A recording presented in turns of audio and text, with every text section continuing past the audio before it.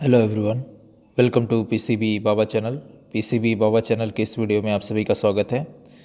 तो आज शुरू करते हैं 30 मार्च के करंट अफेयर्स को। प्रश्न नंबर 1 को देखते हैं। भारतीय परियोजना का वित्त पोषण, वित्त पोषण का अर्थ होता है धन का प्रबंध करना। तो भारतीय परियोजनाओं का वित्त पोषण करने के लिए जापान भारत को कितने येन का ऋण देगा? आंसर में लिखा है 213 बिलियन येन, या फिर 223, 233 या फिर 243। तो इसमें से जो सही आंसर है वो है 233 बिलियन येन का ऋण देने वाला है जापान भारत को। तो कितने येन का ऋण देगा भारत को जापान? 233 बिलियन येन का ऋण देगा। और वो किस चीज़ के लिए देगा? देखिए, भारत में कुछ प्रोजेक्ट हैं जिसके लिए जापान भारत की सहायता कर रहा है। तो वो कौन कौन सा है? पहला तो है अंडमान एंड निकोबार की रिनोवेशन के लिए, जैसे कि शहरों की मरम्मत कर लिए, और या फिर अंडमान निकोबार में और भी बहुत सारे जो प्रोजेक्ट चल रहे हैं उनके लिए। दिल्ली तथा बेंगलुरु में मेट्रो बन रहे हैं, उसके लिए वह ऋण दे रहा है। हिमाचल प्रदेश में फसलों के लिए ऋण दे रहा है जापान। और साथ ही साथ राजस्थान के बाड़मेर तथा झुंझुनू जिले में फ्लोरोसिस की रोकथाम के हेतु, फ्लोरोसिस जो है ये एक बीमारी है जिसमें क्या होता है, दांतों में दाग धब्बे लग जाते हैं, हड्डियों में टेढ़ापन आ जाता है, और इसके अलावा गठिया रोग हो जाता है। तो यहाँ पर क्या है, इन सब रोगों को ख़त्म करने के लिए तथा ये जो प्रोजेक्ट यहाँ पर चारों लिखे हुए हैं, इन सभी प्रोजेक्ट के लिए जापान जो है कितना ऋण दे रहा है इंडिया को? 233 बिलियन येन का। तो यहाँ पर ये पहला क्वेश्चन है। उसके बाद दूसरे क्वेश्चन में लिखा है निम्नलिखित 8 कोर सेक्टर उद्योग में शामिल नहीं है। तो यहाँ पर देखना है कौन सा गलत है। तो ऑप्शन में क्या लिखा है? कच्चा तेल, लौह अयस्क, उर्वरक। सही उत्तर कूट का चयन कीजिए। इसमें बोला है कि क्या केवल एक सही है, या फिर 1 या 3 सही हैं, या फिर केवल 2 सही है, या फिर 4 सभी शामिल है। ये सब चीज़ों को देखने से पहले हमें ये समझना होगा कि कोर सेक्टर होता क्या है। कोर सेक्टर होता क्या है? देखिए, देश में ऐसे बहुत से उद्योग होते हैं जिनके बिना देश को चलाना मुश्किल ही नहीं, नामुमकिन होता है। जैसे कोयला, कच्चा तेल, उर्वरक, स्टील, रिफाइनिंग, बिजली या फिर नेचुरल गैस। ये 8 ऐसे उद्योग हैं जिन्हें प्रमुख रूप से अर्थव्यवस्था का बुनियाद माना जाता है। और यही 8 सेक्टर ही, या फिर यही 8 क्षेत्र ही कोर सेक्टर कहे जाते हैं। इनका विकास दर ही बताता है कि भारत देश की अर्थव्यवस्था को बताता है कि उसमें कमी हुई है या फिर बढ़ोतरी हुई है। मतलब देश की अर्थव्यवस्था की बुनियाद कौन है? ये 8 कोर सेक्टर हैं जो यहाँ पर लिखी हुई हैं। उद्योग, बिजली, इस्पात, रिफाइनरी उत्पाद, कच्चा तेल, कोयल, सीमेंट, प्राकृतिक गैस या उर्वरक। तो इन सबको 8 कोर सेक्टर क्यों कहा जाता है? इसलिए कहा जाता है कि अगर देश में कम है तो उनकी अर्थव्यवस्था क्या है? कम है। और अगर ये ज़्यादा है तो उस देश की अर्थव्यवस्था उतनी ही मजबूत है। तो 8 कोर सेक्टर इसमें कौन कौन से हैं जो इसमें नहीं आता है? तो आप अगर देखेंगे ध्यान से तो लौह अयस्क जो है इसमें नहीं लिखा हुआ है, बाकी सब लिखे हुए हैं। तो यहाँ पर अगर मैं कहूँ कौन सा शामिल नहीं है तो इसका सही उत्तर कौन सा होगा?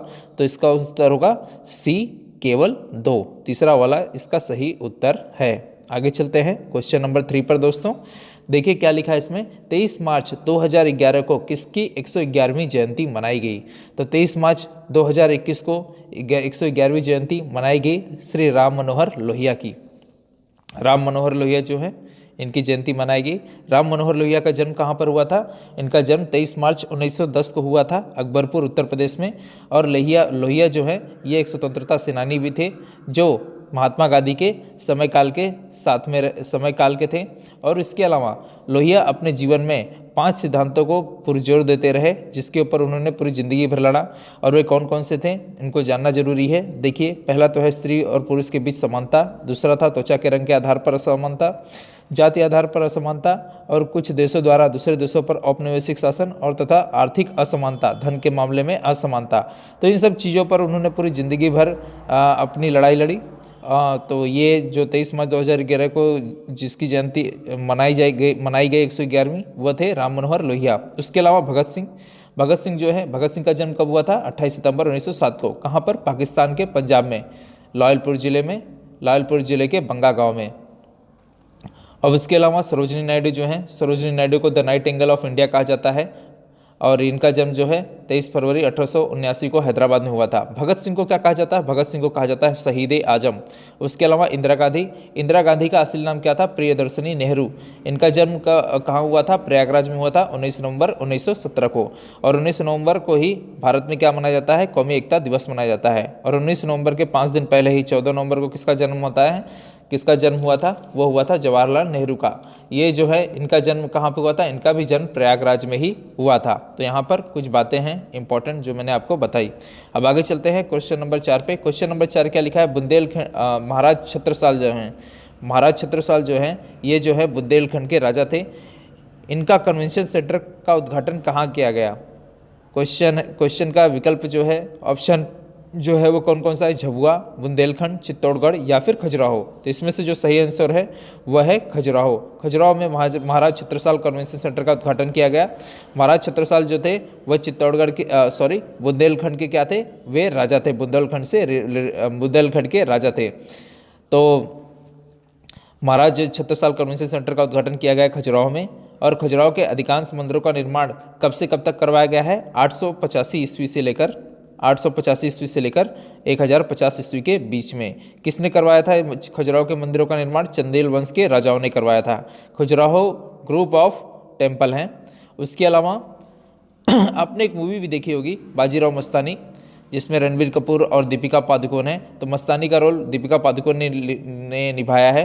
तो ये जो मस्तानी वाला रोल है, ये मस्तानी किसकी बेटी थी? ये महाराज छत्रसाल की ही बेटी थी। और दिल्ली में एक स्टेडियम भी है जो महाराजा छत्रसाल के नाम पर है। तो यहाँ पर महाराजा छत्रसाल से रिलेटेड कुछ बातें थी जो मैंने आपको बताई। इसके अलावा विकल्प में देखिए ए जो लिखा है झबुआ जिला, ये झबुआ जिला किससे रिलेटेड है? झबुआ जिला जो है ये रिलेटेड है चंद्रशेखर आज़ाद से। झबुआ जिले के भाबरा गाँव में जन्म हुआ था किसका? चंद्रशेखर आज़ाद जी का। झबुआ जिला जो है वो मध्य प्रदेश में पड़ता है। इसके बाद क्वेश्चन नंबर 5। क्वेश्चन नंबर 5 में क्या लिखा है? हाल ही में कौन सी 2 नई प्रजातियों की खोज की गई है? जिन 2 नई प्रजातियों की खोज की गई है उनका नाम जो है यहाँ पर देखिए, पेड़ के जो आपको डायग्राम दिखाई दे रहा है उसके नीचे लिखा हुआ है। पहले का नाम है हाइपिना इंडिका और दूसरे का नाम है हाइपिना बुलाटा। तो हाइपिना इंडिका और हाइपिना बुलाटा जो है ये जो 2 नई प्रजातियों की खोज की गई है, ये क्या है? ये कवक है, शैवाल है, जीवाणु हैं या फिर ये वायरस है? तो इसका सही आंसर है कि ये क्या है? ये शैवाल है। तो इन दोनों प्रजातियों की जो खोज की गई है ये क्या है? एक शैवाल है। देखिए शैवाल की कुल 63 प्रजातियां हैं, जिसमें से 12 प्रजातियां कहाँ पर पाई जाती हैं? भारत में पाई जाती हैं। तो दोनों शैवालों का जो नाम है मैंने आपको बता दिया। तो इसमें से जो हाइपिना इंडिका है पहला वाला, ये इसकी खोज कहाँ पर हुई? इसकी खोज हुई है 2 जगहों पर। 2 जगह पे ये मिले हैं हमें। कहाँ कहाँ पर ये मिला है? एक जगह कन्याकुमारी में और दूसरा जहाँ पर मिला है उसका नाम है गुजरात। तो गुजरात के पास में जो समुंदर का भाग है वहाँ पर यह हाइपिना इंडिका और तथा कन्याकुमारी जो तमिलनाडु के पास है वहाँ पर हाइपिना इंडिका मिला है। दूसरा हाइपिना बुलाटा ये कहाँ पर मिला है? ये भी 2 जगह पे मिला है। एक तो मिला है कन्याकुमारी सेम और दूसरा जो है दमन एंड दीव पे मिला है। तो यहाँ पर जो सही आंसर है वो क्या है? बी वाला शैवाल। ओके सॉरी दोस्तों। उसके बाद क्वेश्चन नंबर 7 पे चलते हैं। क्वेश्चन नंबर 7 में लिखा है हाल ही में किस जानवर को IUCN के रेड लिस्ट में रखा गया है? ए एशियन हाथी, बी अफ्रीकी वन हाथी, सी अफ्रीकी सवाना हाथी या फिर डी हिम तेंदुआ। तो अभी हाल ही में जो IUCN के रेड लिस्ट में रखा गया है वो उसका सही आंसर है अफ्रीकी वन हाथी तथा अफ्रीकी सवाना हाथी। इसमें 2 आंसर सही है, बी और सी दोनों। तो यहाँ पर देखिए IUCN होता क्या है? IUCN का फुल फॉर्म क्या है? IUCN का फुल फॉर्म है international union for conservation of nature, जिसको हिंदी में कहते हैं अंतर्राष्ट्रीय प्रकृति संरक्षण संघ। IUCN का हेडक्वार्टर कहाँ पर है? IUCN का हेडक्वार्टर है स्विट्जरलैंड में। कहाँ पर है दोस्तों? स्विट्जरलैंड में। स्विट्जरलैंड में। मेरी राइटिंग थोड़ी ख़राब है दोस्तों, मुझे माफ़ करिएगा। तो ये जो अफ्रीकी वन हाथी और अफ्रीकी सवाना हाथी है, ये जो है इनको IUCN के रेड लिस्ट में डाला गया है। IUCN की रेड लिस्ट में किसे डाला जाता है? IUCN की रेड लिस्ट में उनको डाला जाता है, उन प्रजातियों को डाला जाता है जिनके ऊपर विलुप्ति का खतरा मंडराता है, उनको ही IUCN के रेड लिस्ट में डाला जाता है। तो IUCN के रेड लिस्ट में अफ्रीकी वन हाथी और अफ्रीकी सवाना हाथियों को डाला गया है। अफ्रीकी हाथी जो है पृथ्वी पर सबसे बड़े भू जानवर हैं, लैंड एनिमल्स हैं। ये एशियाई हाथों से थोड़े बड़े आकार के होते हैं। देखिए भारत साइड में, एशिया साइड में जो हाथी पाए जाते हैं वे हाथी अफ्रीकी हाथी से थोड़े अलग होते हैं। कैसे? एशिया के जो हाथी होते हैं वो अफ्रीकी हाथी से थोड़े छोटे होते हैं डील डॉल में। और उसके अलावा एशिया हाथी के कान क्या होते हैं? छोटे होते हैं। और अफ्रीकी हाथी के कान क्या होते हैं? बड़े बड़े होते हैं। और उसके अलावा एशिया हाथी के जो दांत होते हैं वह छोटे आकार के होते हैं अफ्रीका हाथी के दांतों के मुकाबले में। तो आप समझ सकते हैं कि एशिया हाथी और अफ्रीका हाथी में फ़र्क क्या है। अफ्रीकी सवाना हाथी और अफ्रीकी वन हाथी में क्या फ़र्क है? देखिए, अफ्रीकी सवाना हाथी उप सहारा अफ्रीकी के मैदान में पाए जाते हैं और अफ्रीकी वन हाथी मध्य और पश्चिमी अफ्रीका के वन में पाए जाते हैं, इसलिए इनके नाम अलग अलग बताए गए हैं।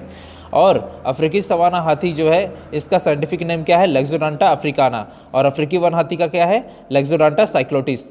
अब देखिए, इनको मारा क्यों जा रहा है? इनको मारा इसलिए जा रहा है क्योंकि इनके जो दांत है, ये बाहर वाले जो दांत है, आप लोग सुनोगे कहावत, हाथी के दांत दिखाने कुछ और खाने कुछ और। तो दिखाने वाले जो दांत है, दिखाने वाले दांतों के लिए इनको क्या किया जाता है? इनको शिकार किया जाता है, इनको मारा जाता है, जिसके कारण इनकी संख्या क्या हो गई? बहुत ही कम हो गई है। दूसरी बात यह है कि हाथी के गर्भ में जो बच्चा पलता है, अगर हाथी प्रेग्नेंट हो जाए तो गर्भ में जो बच्चा पल रहा है तो उसको पूरी तरह से विकसित होने में 22 महीने लगते हैं। कितने दोस्तों? 22 महीने, जिसकी वजह से हाथी के जो बच्चे होते हैं वो कितना समय लेते हैं बाहर आने में? करीब तकरीबन 2 साल। और इनकी जनसंख्या तो पहले से ही कम रहती है, बाद में इनके दांतों के लिए बहुत ज़्यादा इनका अवैध शिकार किया जा रहा है, जिसके कारण इनकी जनसंख्या बहुत कम हो गई है और इसी के नाते इनको IUCN के रेड लिस्ट में डाला गया है। तो आगे चलते हैं। देखिए यहाँ पर क्वेश्चन नंबर 8 क्या है? वर्ल्ड डेवलपमेंट रिपोर्ट 2021 का शीर्षक क्या है? वर्ल्ड डेवलपमेंट रिपोर्ट है क्या आखिर? वर्ल्ड डेवलपमेंट रिपोर्ट को देता कौन है? वर्ल्ड डेवलपमेंट रिपोर्ट को देता है वर्ल्ड बैंक, जिसको कहते हैं विश्व बैंक। और यह कब प्रकाशित हुआ? यह प्रकाशित हुआ 24 मार्च 2021 को। कब दोस्तों? कब फ्रेंड्स? 24 मार्च 2021 को। देखिए, वर्ल्ड डेवलपमेंट रिपोर्ट को देता है वर्ल्ड बैंक और ये प्रकाशित हुआ 24 मार्च 2021 को। इसे निकाला क्यों जाता है?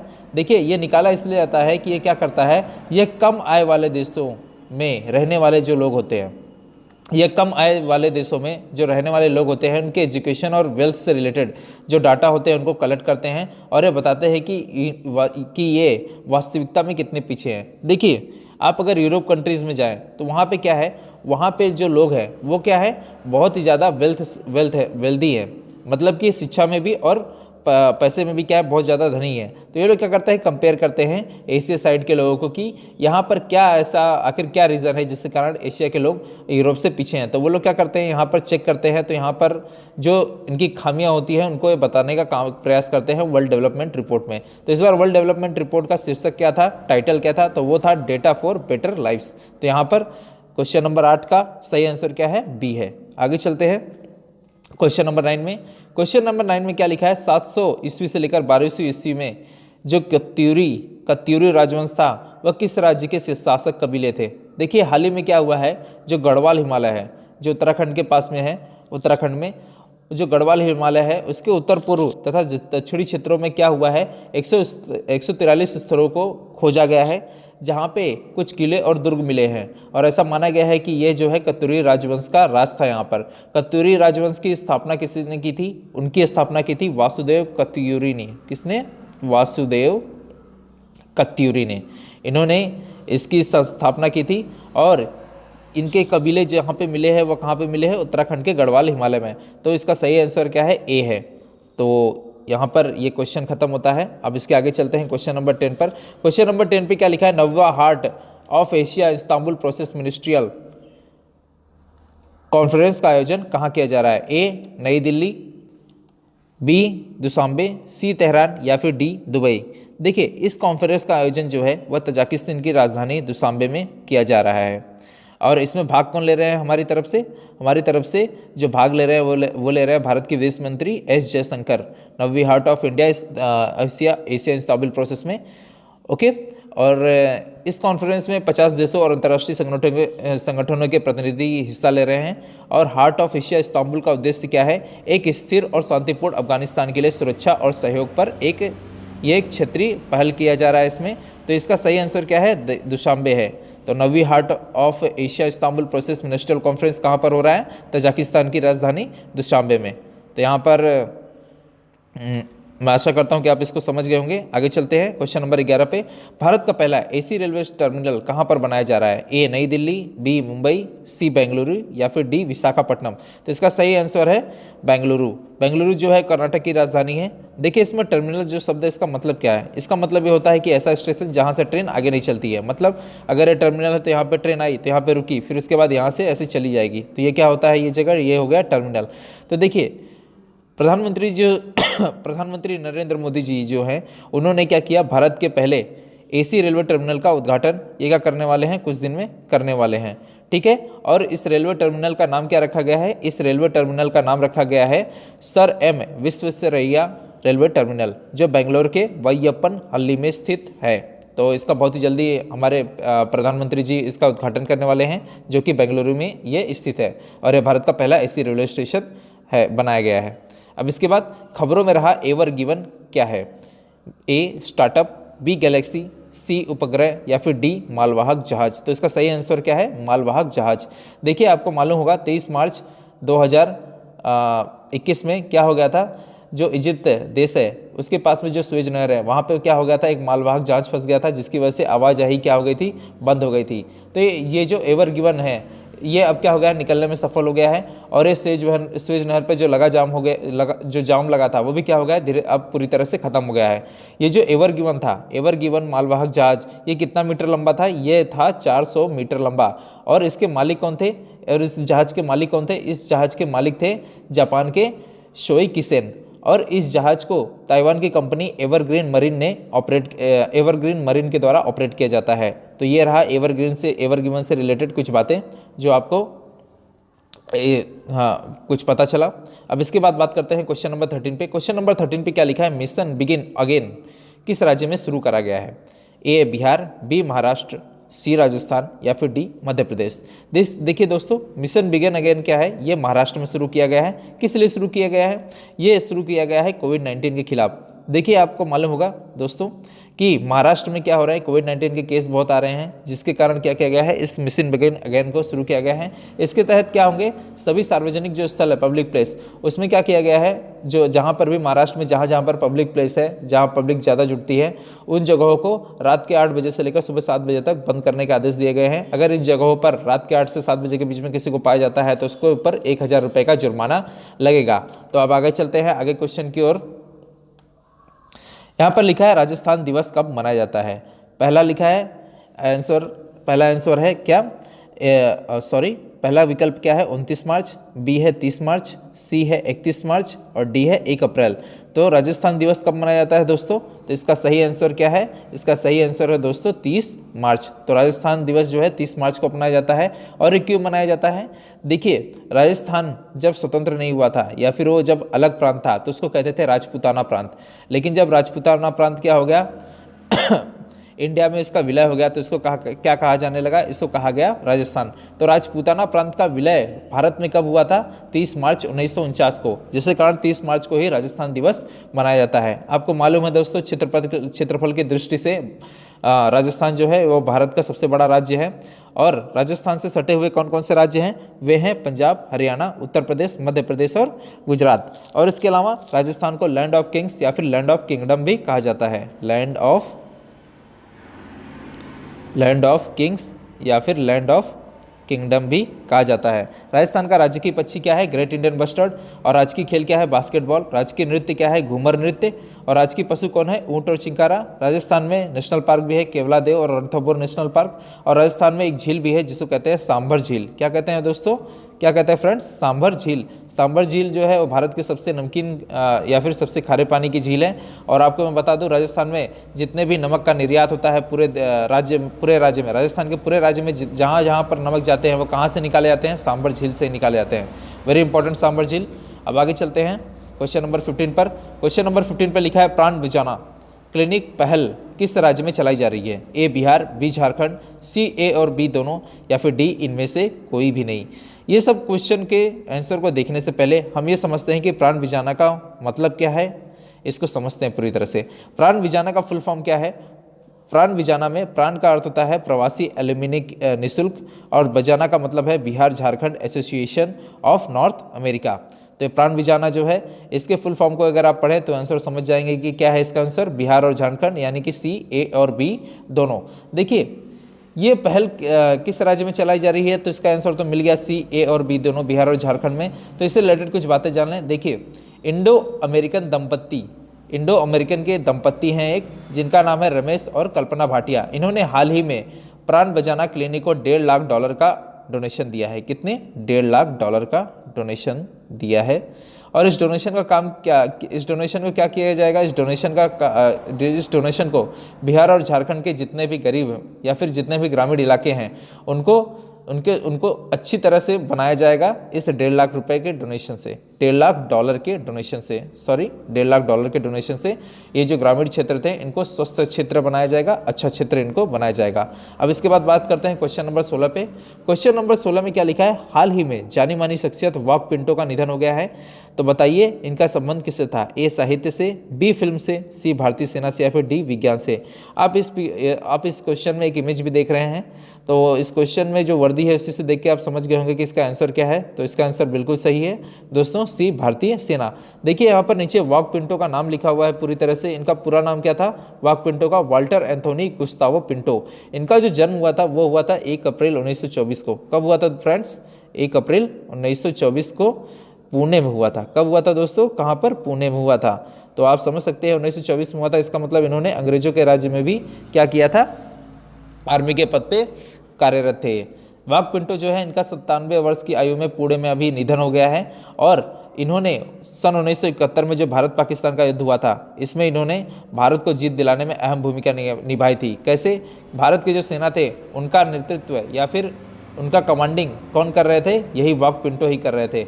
इनको अपनी ज़िंदगी में 2 परमवीर चक्र तथा 9 महावीर चक्र मिला हुआ है और इसके अलावा कई दर्जनों मेडल इनको मिले हुए हैं। तो वाक पिंटो जो हैं बहुत ही वेरी इंपॉर्टेंट पर्सन थे और ये भारतीय सेना में थे। तो इसका सही आंसर क्या होगा, क्वेश्चन नंबर 16 का सी। अब इसके बाद हम अपने लास्ट क्वेश्चन पे आते हैं आज के, वह है क्वेश्चन नंबर 17। क्वेश्चन नंबर 17 में क्या लिखा है, ला पेराउस संयुक्त अभ्यास क्वाड सदस्यों और किस देश के बीच में होने वाला है, A Germany, B USA, C Italy या फिर डी फ्रांस। इन सब क्वेश्चन को समझने से पहले हम समझते हैं क्वाड है क्या आखिर। क्वाड का फुल फॉर्म होता है क्वाड्रिलेटरल सिक्योरिटी डायलॉग।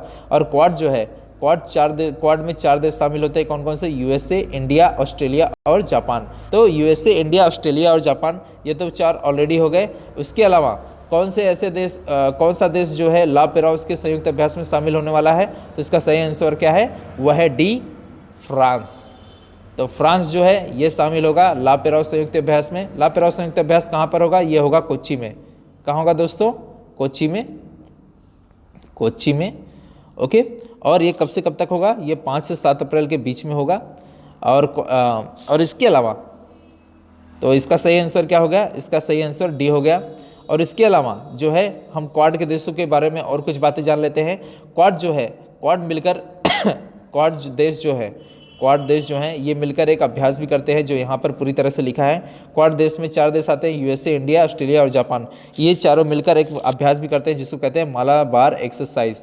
ये एक नौसैनिक अभ्यास है और पिछली बार ये नवंबर 2020 में हुआ था और ये 2 स्टेज में हुआ था। पहला स्टेज जो है 3 नवंबर से 6 नवंबर को हुआ था विशाखापट्टनम में, बे ऑफ बंगाल में, और दूसरा जो है ये हुआ था 17 से 20 नवंबर में अरबियन सी में। तो यहाँ पर क्वाड देशों से रिलेटेड जो भी बातें थी वह आपको पता चली।